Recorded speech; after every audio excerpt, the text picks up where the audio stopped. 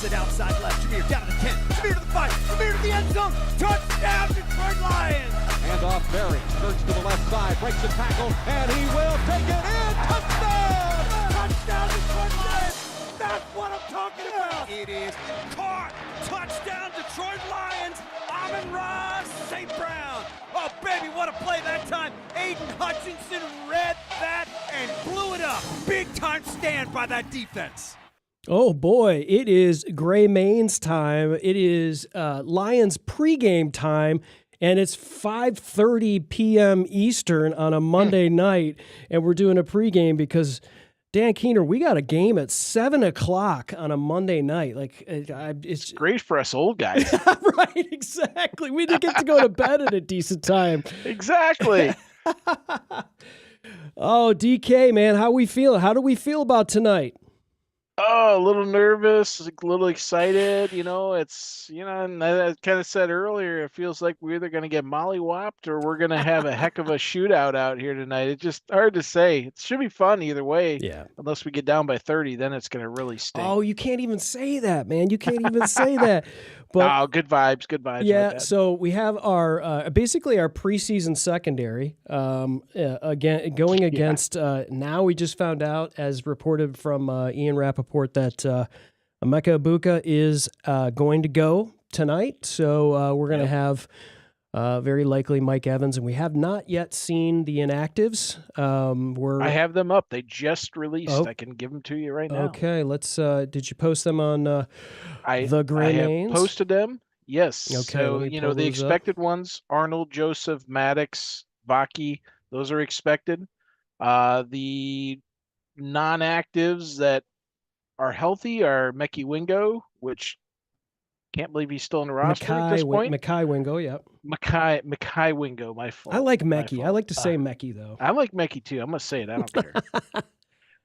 And then the two that was not really surprising, but you have Quentin Jefferson, the D lineman who we recently signed, but probably the most surprising one, considering our lack of depth, is Jamie Robinson. We just signed him to the active roster last week off of, I think, Kansas City's practice squad. So, I guess not super surprising, and if you not that I say it out loud here, but we're gonna definitely rock with the elevation guys tonight. That's our Lawrence Strickland.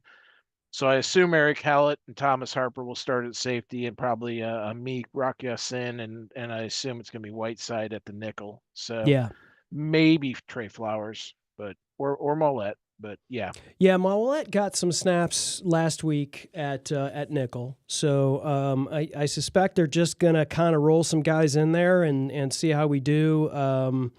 It's making me nervous. Obviously, Egbuka is probably not 100%, but even a 90% Emeka Egbuka is going to be difficult for us. He's a great player, by far.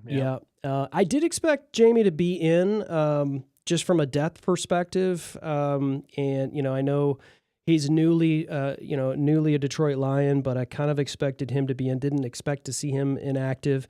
I think the good news we can when we look at these inactives, Dan, is Taylor Decker going to be starting left tackle. Yeah, absolutely. And we got sort of a hint, and we were just kind of waiting for this moment to be able to say that. Obviously, we didn't see any tackles elevated from the practice squad, so that gave us that hint. So it's good to see Deck back, and I don't think offense is really a concern, but it certainly having Decker there certainly makes me lets my heart rate go down a little bit. We're gonna have to outscore him tonight, man. There's just no. I agree. We got to outscore him every week, but I think especially tonight you're going to have a slippery Baker Mayfield, and the return of the Mac, right?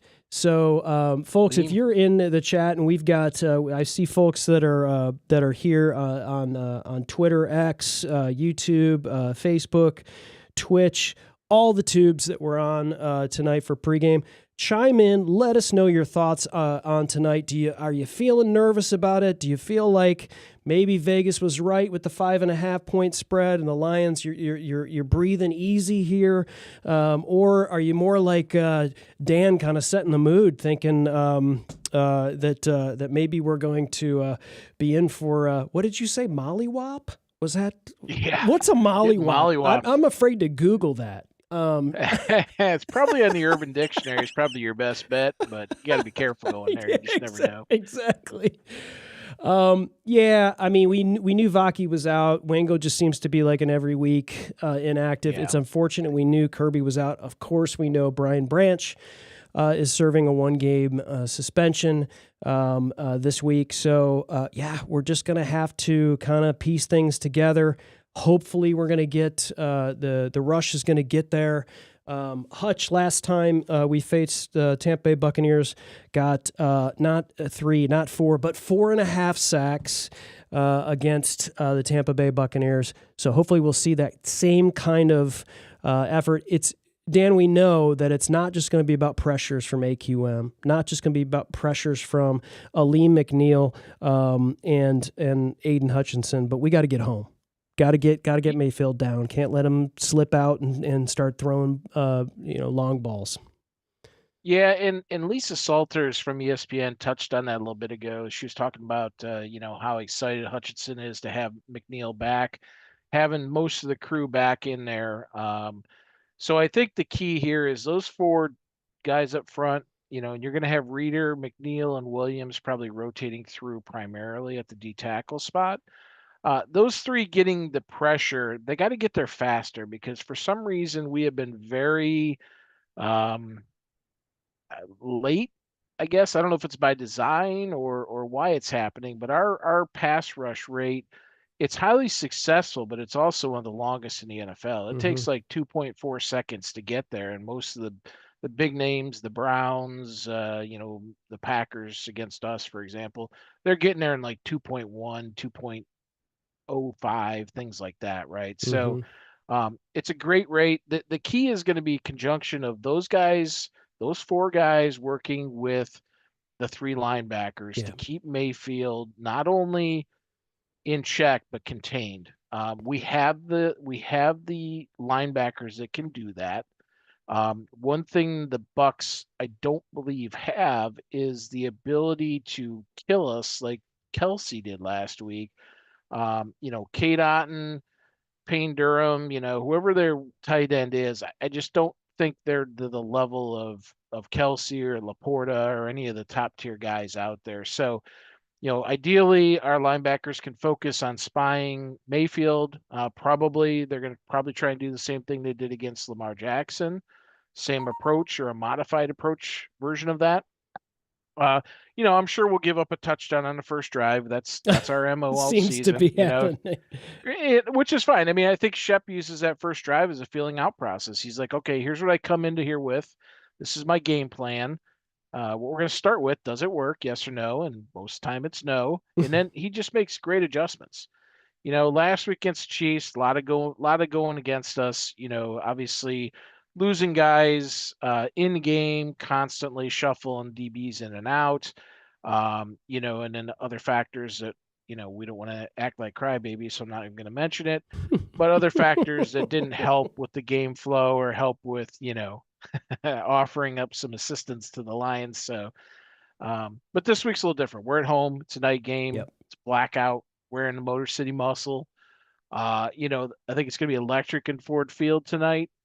Mayfield's going to play great. He has surprised me. He has become just a great competitor. I mean, he's always been a competitor, but he's become a great football player and quarterback. Yeah.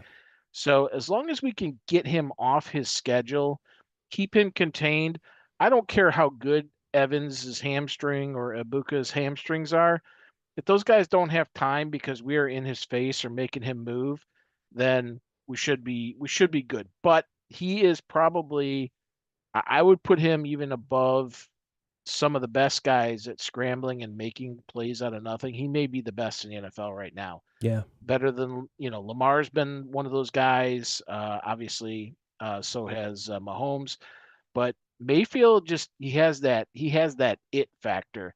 If he's moving and we start getting sloppy like we did last week against the Chiefs and leaving guys wide open in zones, we're going to give up a lot of yards. But again, the key is once we get down inside the red zone, inside the 10, we just got to make sure we don't get crushed by rub routes and misdirection, because that's where it's going to kill us with all these newbies in the backfield. The communication, we lose.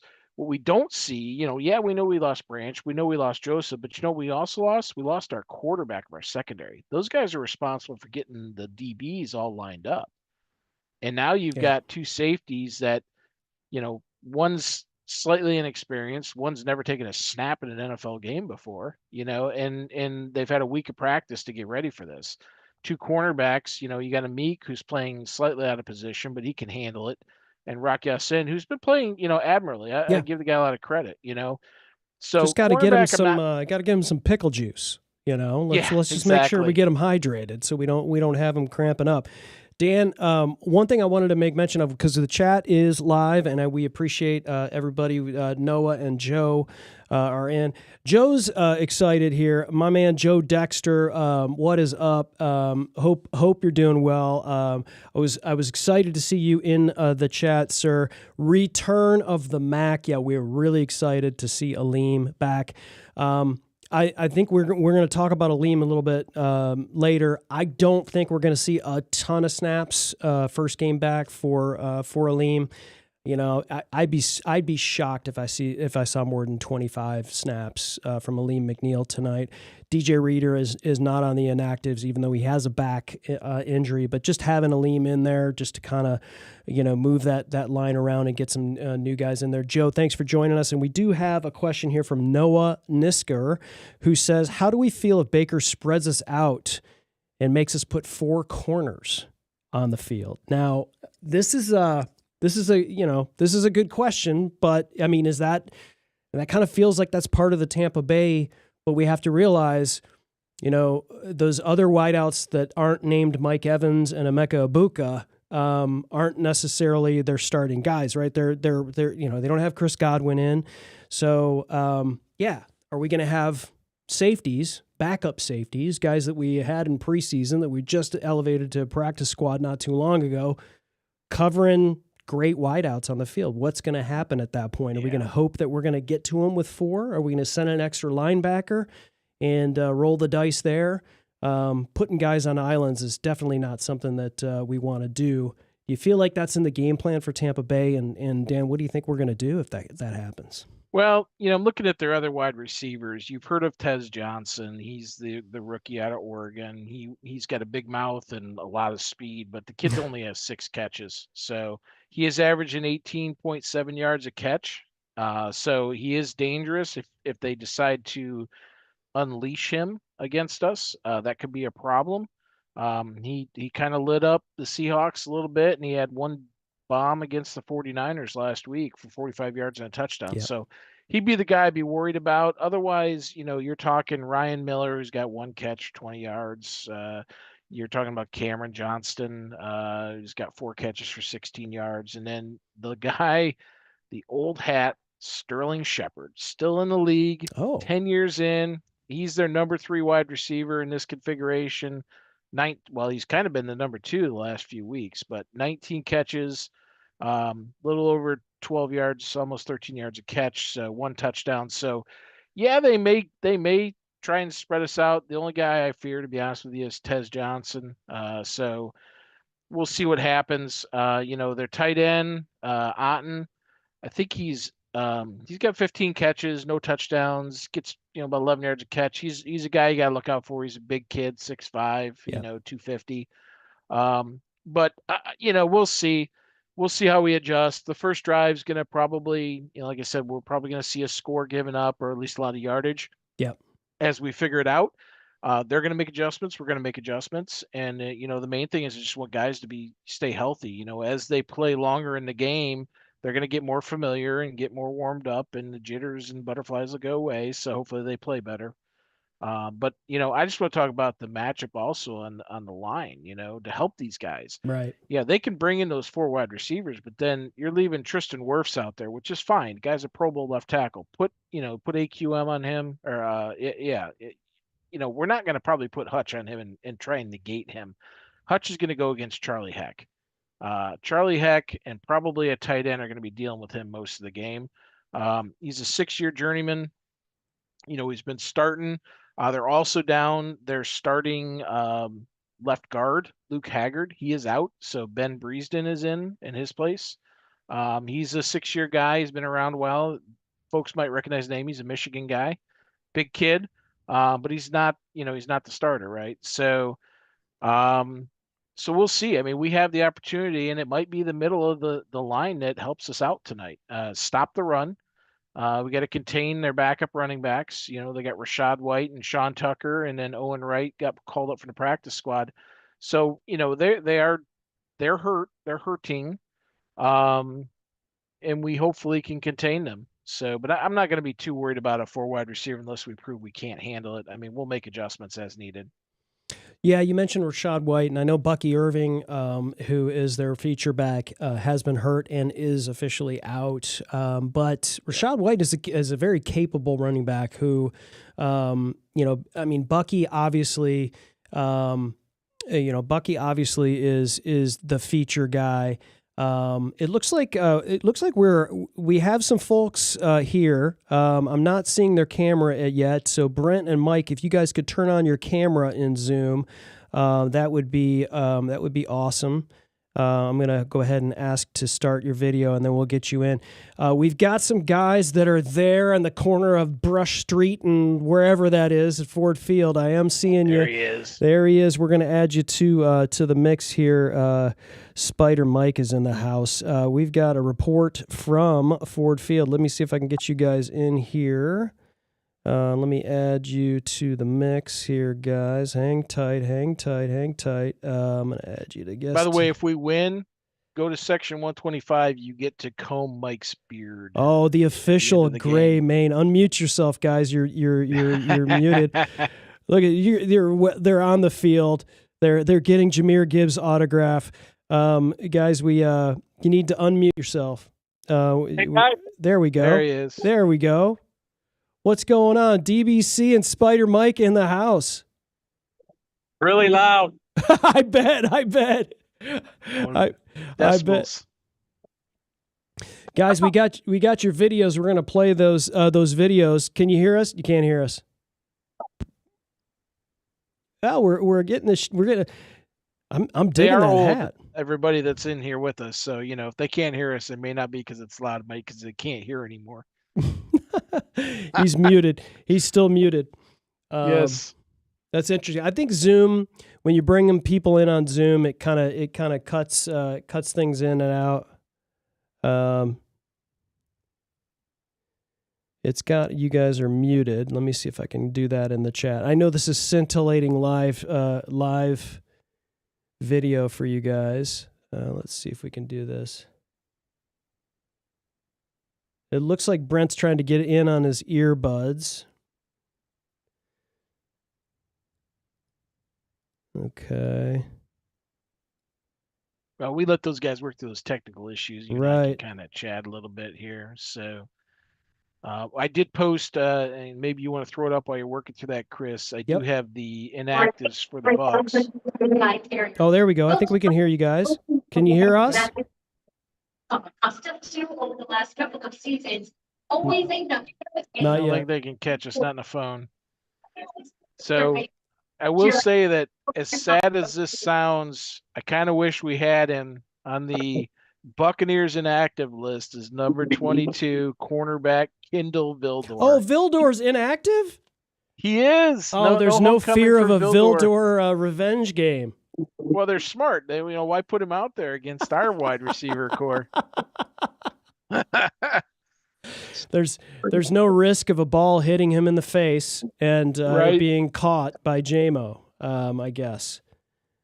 We're getting a shot live. At least we're getting the visual here. Thanks for that. Yeah, guys, that's a good visual from seeing Brent try to figure out his headphones. Brent, can you hear us? Joe wants to know if the ball bounced off his face mask in pregame, and that's why he's inactive, probably. I can only laugh at that now, but boy, when that happened, oh man, yeah, Joe, you and I are forever on the same wavelength as Alliance fans. Well, he looks like I'm gonna mute those guys because that's cutting me Yeah, out. I know they're trying. I They're know you're trying. trying, guys. I do want to play this. This is another little cool video that they did send us prior to when they were going around the stadium. Little jam here going on. I haven't seen a band happening at Ford Field. It's usually a DJ. Yeah. Don't they do a spin the wheel in that little stage sometimes too? Mustang Sally. It's on the warehouse side, I think. Uh-oh. Oh, it looks like we're in a bar in northern Michigan. What's happening here? This is Mike Terry's favorite bar in Grayling. Oh, that does look like a bar in Grayling. Oh, that's awesome. That's good. That's good pre-game vibes right there. Sad thing is, most people are still outside. That's not even right. Exactly. That's not even a handful of the individuals are going to be flowing through there. Here's another shot. Here's a shot outside before Mike and Brent went in. Good vibes, and then you're going to see the mural. Kind of wish that mural was. They had the. They're not going to be able to do the black uniforms, the Motor City Muscle, just for one game. They did put the new lighting concept out there, though. I don't know if you saw that earlier. It's pretty slick. Yeah. I pulled that up earlier. We got another comment here from Flash Gordon. Levante David is a slow linebacker. The Lions are going to run all over him. So that's the other thing we hadn't talked about yet, Dan. Maybe that'll make us feel better because we spent most of the time. Thank you, Flash Gordon, for taking the show in a direction other than our depleted Getting us secondary. back on track. Yes. Our running game, Dan, should flourish tonight for a couple of reasons. The one that Flash Gordon's talking about right here is I feel like we should be able to have Jameer work well on the outside. But I mean, MCDC said earlier in the week he wants to get Demo going. He wants to see more of a mix. I mean, it was clear Montgomery did not get enough touches, especially in the run game. It felt like there was a lot of just a lot of nothing from David Montgomery, and we hadn't seen a game like that in a long time. So do you feel like it's time to get Montgomery going, that this might be that Montgomery game?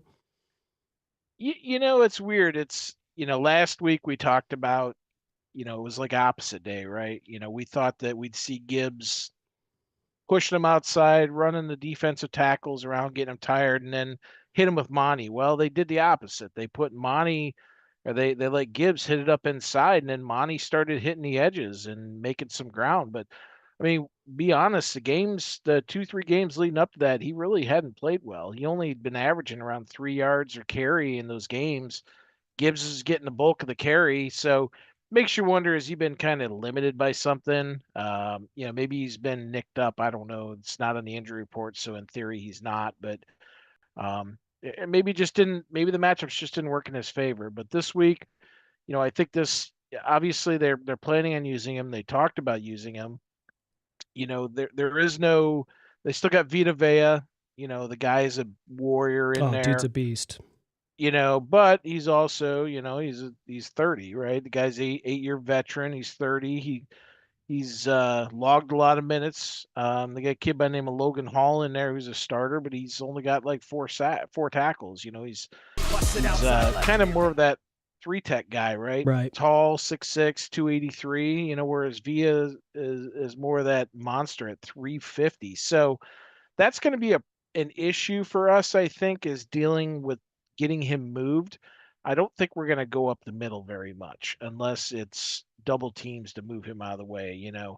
Graham and one of the youngsters just pushing him. So yeah, I think we're going to be focused on that guard, the outside shoulder of the guards out to the tackle, outside shoulder of the tackle area. Yeah.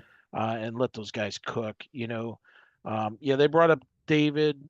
He's also coming off an injury. He did practice in full earlier this week, but he missed some time. He didn't practice Thursday or Friday. He practiced in full Saturday, but he's coming off a knee and a rib injury. So he was marked as questionable. He's active, so we'll see how long he lasts. They've got 3 guys that one snap they could all go down, right? So as do we. We've got Reeder and Decker and McNeill. Well, McNeill's fine. I think he's going to play more than you think. He's been practicing for 2 full weeks now. I think he's up to speed. But Reeder and Decker, you just don't know how long they're going to be out, Right. or how long they will hold up. I hope for the whole game, but you just worry about it. They've gotten plenty of rest, though. So Dritz 924 says, "Run all over who? Have y'all watched any Bucs games this year? No one runs on Tampa Bay. Literally a staple of Bowls defense." Well, I mean, last couple times we played them, we've certainly been able to run. And last time I checked, Bowles was still the coach. Bring up the tail of the tape, Chris. I've got it in there. They are a very good defensive run team. They are 5th in the NFL. They give up 88.2 yards a game. But hey, we give up 95.5 and we're 11th. So, we're a good team too. That's the penalties. You want the other one, the tail of tape rankings. It's the first thing I posted. Okay. It's got a lot of green in it. Yeah, give me a second to pull that up. Yep, no problem. But yeah, I mean, here's the deal. Their strength on offense is their passing. Their strength on defense is their rush defense. On paper, we are a better team. Now that might be pre-injuries, of course, but we are better across the board. We lead in more statistical categories. We are generally top 12 on offense in almost every category that matters. Defense, we're in middle of the pack or top 5 to 15. But there's some things you can exploit against Buccaneers. They're 25th in points against. They're 24th in the most plays allowed, and we like to take our time and go down the field if we need to. Passing game, they give up, they're 21st, 231.3 yards a game. So giving up 10 touchdown passes, which isn't terrible. We've given up more, 13, but of course last week I think we gave up 4 to Mahomes or 3. But yeah, it's going to be a good matchup. It's tight, pretty evenly matched teams on defense before the injuries. Offense, we're just a better team. But we'll see if our strength is better than their strength. Yeah, we haven't talked. I feel like the whole time we haven't really talked about our offense, and I think when it comes down to it, I mean, it would not shock me if we had 70+ points in this game. Wouldn't shock me. Yeah, I know it was the highest over/under of the week, and I felt like Amon-Ra needs to, he's needing to get going. Always eats against the Bucs. And so I feel like offensively, we just got to get humming, just got to get going, and keep moving and just outscore them. So this is like one of those games, Dan, where if you, I don't know if you do fantasy football, been a while at all. But this is like a smoke 'em if you got 'em game. So like if you have any Buccaneers and you got any Detroit Lions and your fantasy team, you start them all. You start every single one of them because somebody's going to score. A lot of people are going to eat. I don't care if you got Khalif Raymond because you lost your top 2 wide receivers to, it's like, I'm starting Khalif Raymond because I think at some point he's going to score something, it's just one of those games where it's going to be fun. And it's going to be unnerving, and we're just going to have to, as Lions fans, hold on. This is an offense that can score really quickly. Both quarterbacks play very well against each other, against each other's teams, and it's just going to be one of those battles where I think our predictions. Like if I were to go back and look at my predictions, I probably would add 7 or 8 points to each side, and just kind of look at it that way. I think it's going to be a high scoring affair. It's going to be fun. If we are down 21-0, in the second quarter, like don't blink, because I think I think we're going to be fine down 2-3 scores. Even in the third quarter, and I think for both sides, I'm looking Yeah, go ahead. Sorry, go ahead. No, I'm you're looking good. at the current line right now. It's open at 5.5. Lions favored by 5.5. It's up to 6. Lions favored by 6. So obviously the money is coming in. Total over under is 54 points. So that's not as high as I would have thought. I would have thought it would have been, closer to 60 maybe. But it should be interesting, to your point is, this team, since Campbell has taken over, I'd say since we won that first game a few years ago, I've never felt like the Lions are out of a game. Until we get to like maybe 5 minutes left in the third quarter and down by multiple scores, then it gets then, it becomes inevitable that we're probably not going to win it, but it's never say never with these guys. So I definitely agree with you on that. If we get down early, again, I don't want to be stupid and take the ball like we did at KC. I thought that was a big mistake. Those knuckleheads over there were looking for anything to hang their hats on, and they thought they were disrespected because we won the toss and took the ball. I would have preferred to get the ball in the second half. Always prefer to get the ball in the second half.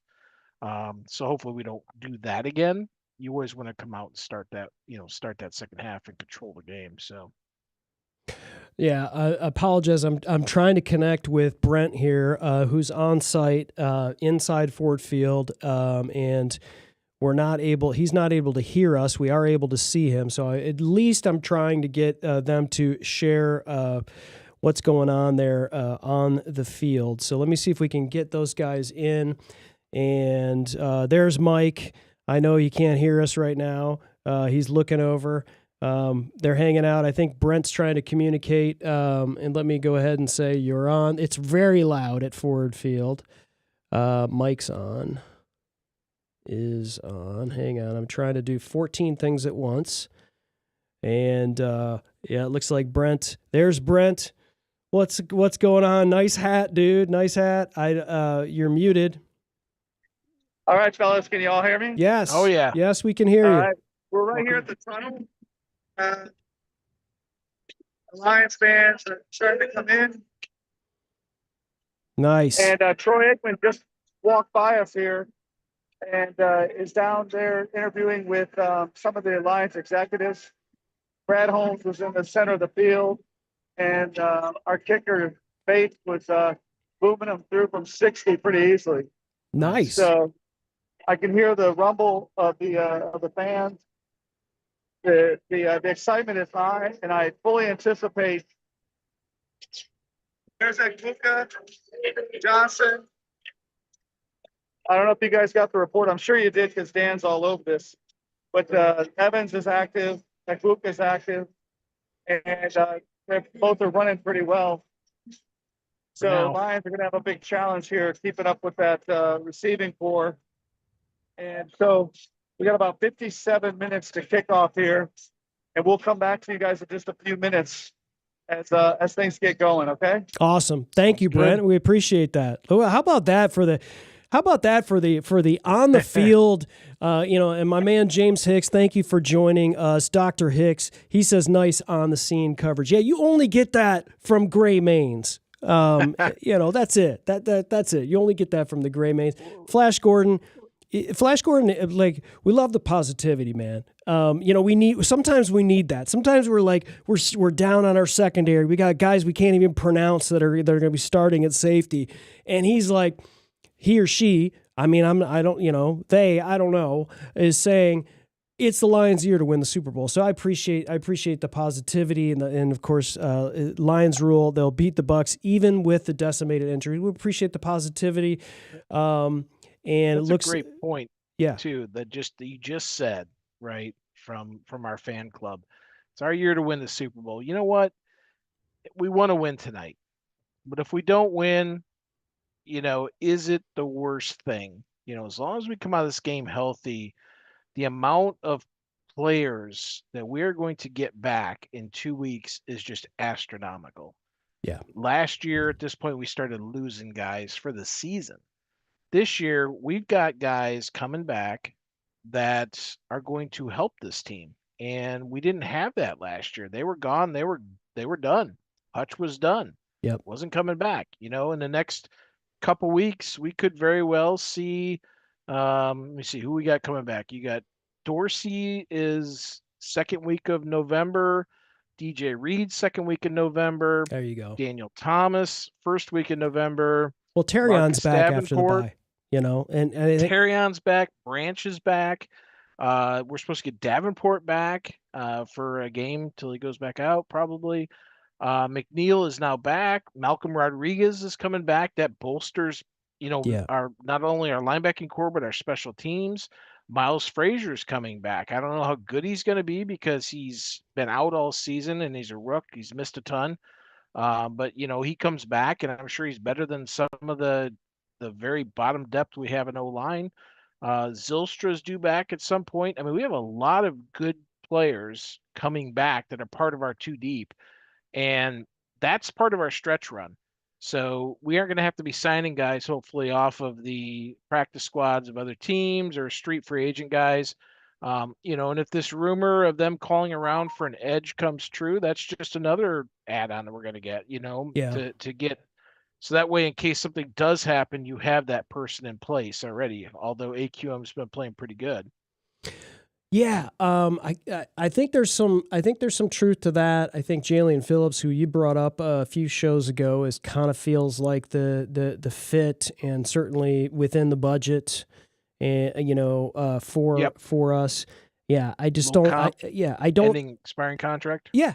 Yeah, and I don't think it's a Trey Hendrickson. Like, again, Lions fans are like, oh God, we got to do what the Eagles do or the Cowboys do, or like they're grabbing all these names, and you got to realize, like, this is a long game. And I love the point that you made here, Dan, is that yes, we have a decimated secondary, and yes, this is an NFC team, and yes, this game could matter when you get to the end of the season in terms of playoff seeding, and what's where the Lions are, where the Bucs, who are also NFC and a really good NFC team.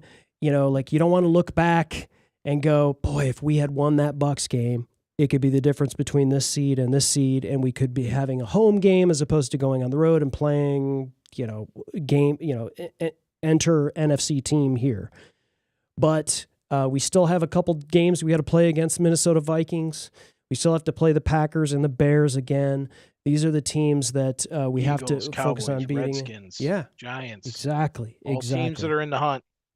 And the other thing too here is, while we would fall behind 3 games in theory if we lose to Tampa, because they would have the 2-game lead plus they would have the tiebreaker over us.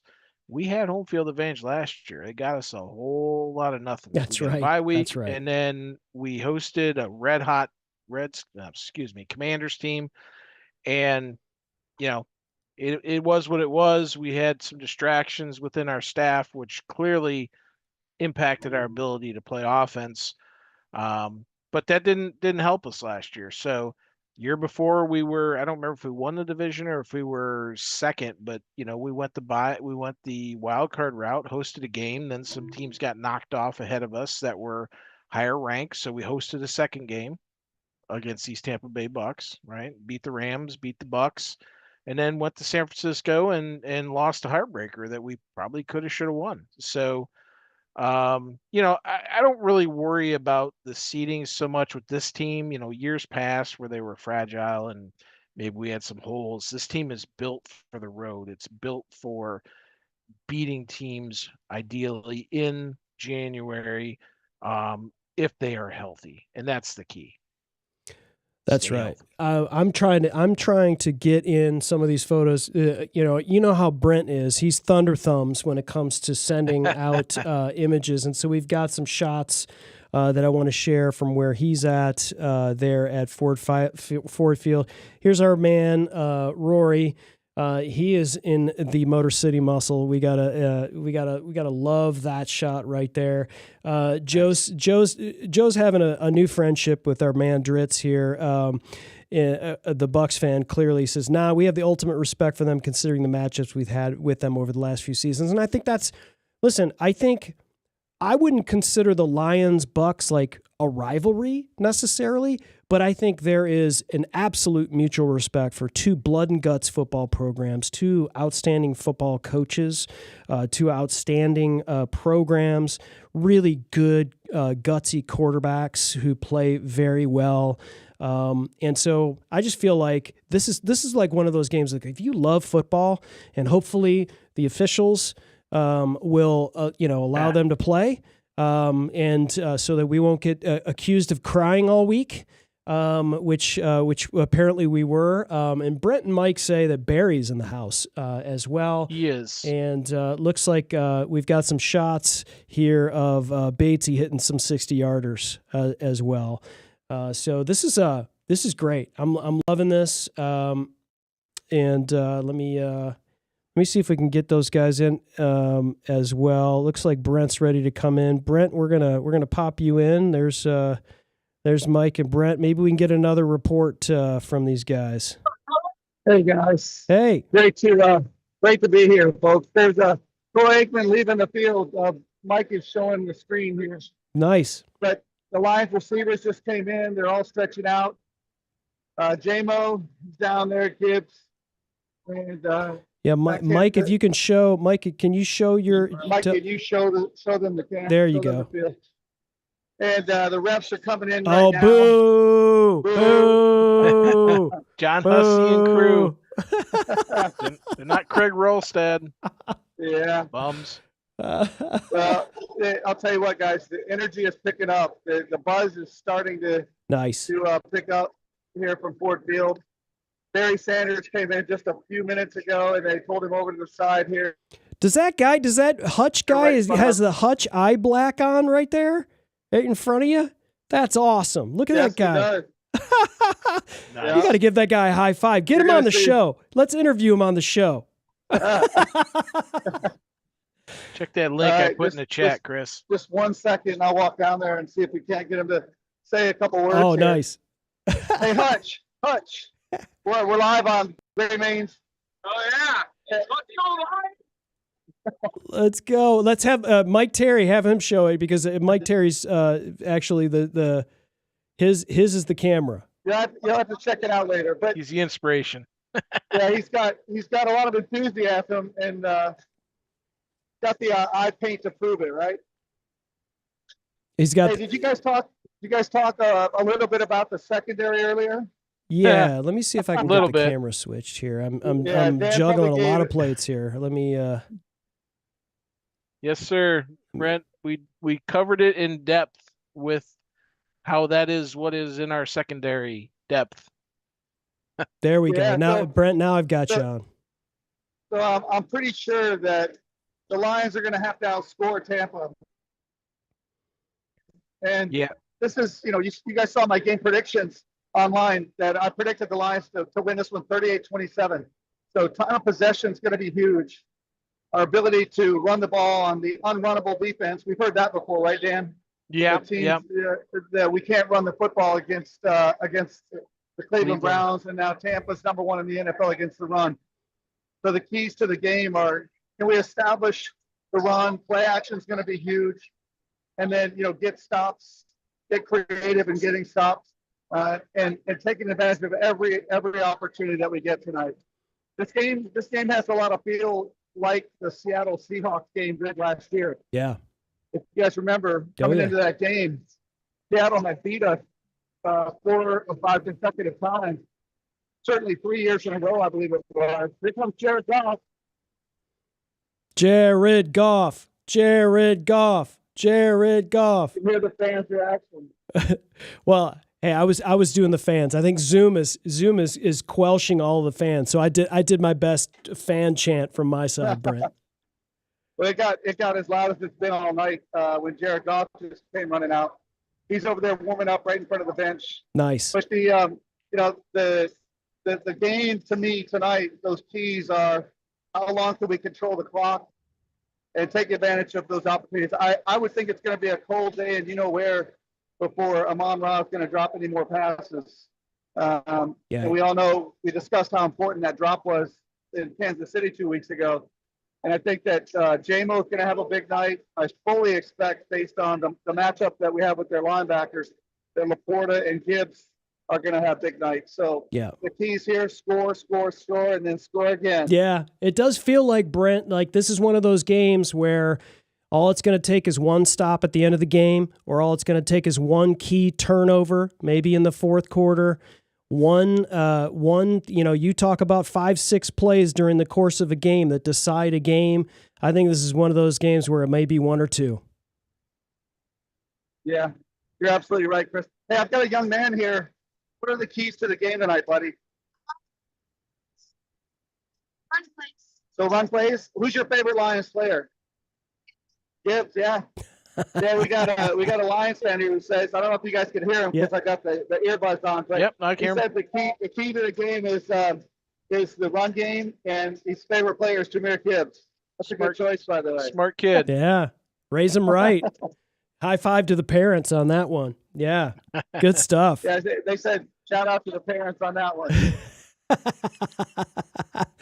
Yeah, my poor son was raised a Lions fan. He's enjoying it now, but I tell you what, when he was that kid's age, he was not enjoying that, and his dad was saying a few bad words in the basement when the game was on. So that's awesome. That's awesome, Brent. Man, this is great that you're here at the game. I want to hear from Mike Terry. I've been seeing his gray mane, but are you able to? Is he there still with you? Yeah, let me give him my ear. Yeah, I'd love to hear his thoughts on the vibe there as well. Yep. Can you hear now, Mike? Mike, can you hear us? Yeah, I can hear Yeah, Okay. they wanna talk Mike, to how you feeling, man? Are you feeling like it's going to be a Lions victory? What's the vibe there in the field? Starting to get electric here. Players coming out. Getting excited about that. I think it's going to be a close game, but I think the Lions are going to pull it out. The home field advantage. I think the offense is probably a little bit better than Tampa Bay's. I think that's what it's going to go to. Close game. You guys seeing any Tampa Bay pewter and whatever that color is, orange out there, or is it mostly just black and Honolulu blue? Earlier there was a but there's a few of them scattered about. There's a flag back there, but yeah, there's a few of them scattered about, but not like they don't grab them like the Lions do. No, they don't. No, they don't. But yeah, it's a. Here we go. Oh, there they are. There's your defensive backs. I just saw Meek. Yeah. Really cool seeing St. Broad out there. We're having a tough time hearing Mike. I'm not sure where the microphone is. Actually, can you hear me? Yeah, the mic might be on your earbud. I think they both have them. But anyway, so he said that he loves to see JMO out here running his route trees. And, we all know he's a prolific catcher. Yeah. Well, St. Brown, too. They're just as intense here as you would think they are. Awesome. That's good stuff. Well, fellas, thanks for that. Thanks for doing that. I know it was not easy to find a spot and to get things orchestrated, but it's great. And Brent, you should know Crystal Kreider. I don't know if you know who Crystal Kreider is. Says you're doing great with the on location stuff. So you have the Crystal Kreider stamp of approval live from Ford Field as well. So we appreciate you guys. I guess dialing in for the show. Apparently, she approves of your date tonight too. Well, she is such a kind person because she was like, oh, if Mike Terry wants to go to the game, he's there. Nice. That's how she is. But guys, listen, it's been great joining you guys. Sorry about the communications issues earlier. I had to delete Zoom and reload it. But here comes some more players on the field right now, guys. Evans is coming out right now. Yep. Anzalone. Yeah, there's Anzalone. Anzalone. I'm going to spin my camera around here. Yep. Let me spin it around for you here. Cool. This is great. This is great stuff that we're able to get this live. Yep. Let's see if I can get a shot here. Look, there's the players. Oh, look at that. We got right underneath there. That's cool. Yeah. Well, let me. I think you just spit your gum down there, Brent. Watch, you almost hit Skipper in the head. Here comes Hutch. There we go. There they go. I see Alim right next to Hutch. There he is, 54. If you didn't Sir. believe he was active, now you can see it. Return of the Mac. I don't know if you guys can feel it, but the energy's picking up, folks. Oh yeah. I'm trying to continue create to more pick up. energy. That's for sure. That's killer. There's their big boy right there, Vea. Vita Vea. Smart guys walking now. Yeah, Like spend exactly. energy. Yeah. That's true. Oh man, Oh, good my stuff. goodness. Good stuff. All right, guys. Thanks for Alrighty. having us in. Fly for it. You guys have a great game. We'll talk to you. Thanks, Mike. tomorrow Thanks, night. Brent. We appreciate you. Live from Ford Field. That was pretty cool, Dan. I mean, that's Yeah, like good stuff.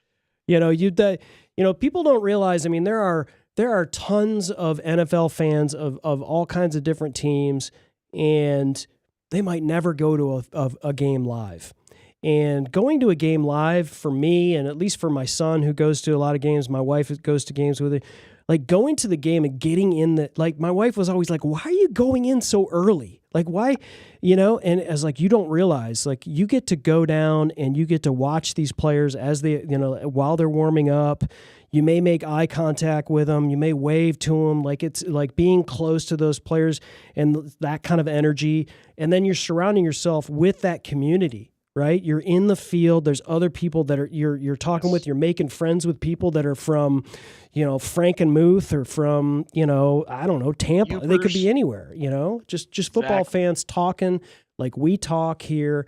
And going to a game and being able to see that live. I think that's hard to orchestrate. I'm surprised, Dan, that they got Wi-Fi strong enough to do what we just did. So I'm happy. I could die a happy man now. I hear you. I'm just watching ESPN, so I keep looking up, and they were showing about 6 clips of the last 3 years where Hutchinson's just been making Tristan Wirfs look like a fool. Didn't get home because Mayfield get the ball out so quick or ran away from pressure. But he definitely, Wirfs and Hutchinson's a heck of a battle. I just feel like they're going to probably try and put him on heck as much as possible to take advantage of that guy. Yeah. But we got to contain him. I didn't like the clips look great from a line perspective, but there's a lot of holes where the linebackers are getting, you've got Mayfield taking off. Now they got Campbell talking to Hussey. You're probably telling him what trick play they're going to run and not to flag him for it. Right. Exactly. Yeah. Reminding him of the rules. Yes. One way or the other. Like we got to know the rules too, right? Yeah. Can we say hi to Meg? Oh, hang on. Let me get Brent on the screen. Here we go. Can we put this on your left ear? Oh, we got disconnected there. As soon as she put it on her left ear, it just like disconnected it. I bet Brent hit the hang up button with his thumb by accident. Yeah, well, so I think Brent made a friend. Yep, you can put Hussey's Crew's stats up. I do have. I did post them when we're done with Meg here. Okay, hang on. Let me add. I can hear you. Okay, you can hear us. Hang on. Gentlemen, we got Meg Stefanski, the Lions fan of the year. Oh, hey Meg, how are you? Can you guys hear okay? Can you hear us, Meg? No, I don't think she can hear us. No. Brent, you want to ask her how she feels how it's going to turn out tonight? What's her prediction for the game? Said, how do you feel about tonight's game? It's going to be high offensive scoring, I think. But we'll see what turns out. I think our guys are pumped up. Ready for that. Monday Night Football and the Blackberries always. Yeah. Awesome. Did you guys hear okay? Yeah. Yep. Ask her if she can get Fan of the Year 2 years in a row. She said she believes it's going to be a high-scoring game. Yeah. Yep. I think that's everyone's consensus. Gonna have to outscore them to win. We'll have to get you to join when we can hear you next time. Deal? Yeah. So thanks to Meg for saying hi to everybody. Yep. Thanks, Meg. Thank you. Thank you. Thanks, Meg. It's great to see you. Yep. We don't have a ton of time left, Chris. Right. We're getting about half hour out. Looks like 20 minutes countdown going. And if you want to bring up Hussey's record, I know it obviously didn't mean anything last week because those kind of went against trends, but this crew is not a crew that throws a lot of flags. They're I think there's 18 crews outside of the home team penalties where they call about 7 a game, that's frankly average. Seven in the league is pretty average. And they're a little bit below on the away team, but honestly, they're kind of in the bottom third to bottom quarter of the league in terms of penalties thrown and accepted. So they don't have one of their things is holding and false starts. So that should be interesting in a very loud environment tonight. Mm-hmm. I would kind of expect to see that with a new guard with Haggard out and Heck having the lineup against Hutch or whoever's over there. But they do have DPI and defensive holding. They're in their top 4. Those are our favorites. But I think that could be an X factor tonight. Is if we can be loud, and we've seen it happen. We saw it happen in a playoff game against the Bucs. They lost some yards. For some reason, I think they had a false start right before game was sealed by Barnes on that interception. I feel like there was a penalty there somewhere in the playoffs. So yeah, we could see some help here. The crowd's got to be electric. They got to give every ounce of support they can to this team, to help us help these DBs, best they can. So I'm looking forward to it. I think it'll be electric. I think they're going to be, I think the fans are going to show up. Yeah. So in terms of this, if we're going to break this down in sort of like a 9th grade level, what this is showing us is that Hussey throws a little bit more for the away team than he does for the home team. Opposite. He throws less away. He throws 5.8 flags per game. Okay, all crew. Okay, I got the all crew. 7.2. Got it. Okay. Yep. So the red is what you're looking for, the difference line, right? So if it's red, that means they are under the league average. If it's black, that means they're over the league average. Got it. So they're under, about penalty under per game total, and for the away team, and then, like I said, their rank is pretty low. Lions, we're going to commit penalties. Everybody commits them. But we'll see. There was a lot of noise this week about penalties and officiating. So it'll be interesting to see. Was there a little bit? It's going to go one of two ways. I hadn't heard anything. Either we're gonna see some. Yeah, we kind of maybe had some issues. I wouldn't say makeup calls, but maybe, a little less of an edge tonight for calls. Or we're going to be like, yep, we're going to continue to punish you after all the other nonsense that we did all week. 4 or 5 things where basically put their thumbs on the Lions between the Branch suspension and, the nonsense with the officiating, and then the letting ESPN or NFL, Reddick do that The hit piece on Branch, and then it's just, a whole bunch of stuff. It finally calmed down, and we're just moving on, but it's still, there's a little salt there, it's, you never want to see a team lose like that. And you never want to see it happen when there may be some improprieties, at least by your own eye. I agree. I think listen, I mean, if there's a penalty on the field, call the penalty on the field, right? Yes. And let's be consistent, and hopefully, both ways. That's what we want to see. We got humans out there. Hasn't been replaced by robots and AI yet. That ought to be interesting. You're trying. Right. Maybe it wouldn't be good for ratings if everything was as accurate as it should be. But I digress. That could be a whole different show, Dan. We could talk about how AI officials, what that would look like and how that would affect the NFL. I think by that time we'll have 17 teams in Europe, and it's going to be like the NFL is going to be like a risk board. You're going to have build up your team. Oh, I'm claiming South America. I'm claiming Australia, matey. I don't know. Oh man, this has always been a lot of fun, folks. we appreciate you joining us. It's always fun to join pregame. It's a lot more loose for us when we do this pregame. It's just about you joining, letting us know, and we appreciate everybody who joined us: Joe Dexter, Flash Gordon, James Hicks, Dridditz 924, all these folks that are in here. Of course, Crystal Kreider as well. I think it was really fun to have somebody there. And so I think whenever we can, and we have one of the Gray Mains there, one or more of the Gray Mains on location, we'll look to do that, because that was a lot of fun. But we do a show every Tuesday night live as well, and it's usually a recap of the game prior. So we're gonna do one tomorrow night, and it's going to be a recap of this game, and we could talk about that, and then whatever topic rears its head between this moment and that moment will be a part of that. And also, we've got a bye week on the other end of this thing, so we may tack on another topic, Dan, to tomorrow's episode, depending on how things go. And it might be about health, might be about injuries, and who will be getting back between now and the game on the other side of the bye week. But folks, if you like what you're seeing, hit that like button, subscribe, give us a comment. If you don't like what you're seeing, go ahead and let us know that too, because that certainly helps us as well. So we thank you for all those comments about us crying this past week. And we also do an audio podcast. So if you have an audio podcast player, you can find us anywhere where you listen to podcasts. But if you want to listen to us on the web, it is at thegraymains.com/podcast. And that's where you can go and just listen if you want to listen and or watch.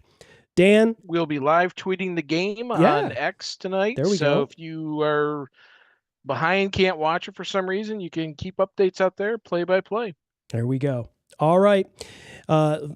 Thanks again, Dan. Thanks again for everyone who has joined us. And as always, go Lions. Go Lions. Busts it outside left. Jameer down to the 10. Jameer to the 5. Jameer to the end zone. Touchdown, Detroit Lions. Hand off Berry. Surge to the left side. Breaks the tackle. And he will take it in. Touchdown! Touchdown, Detroit Lions. That's what I'm talking about. It is caught. Touchdown, Detroit Lions. Amon-Ra St. Brown. Oh, baby, what a play that time. Aiden Hutchinson read that and blew it up. Big time stand.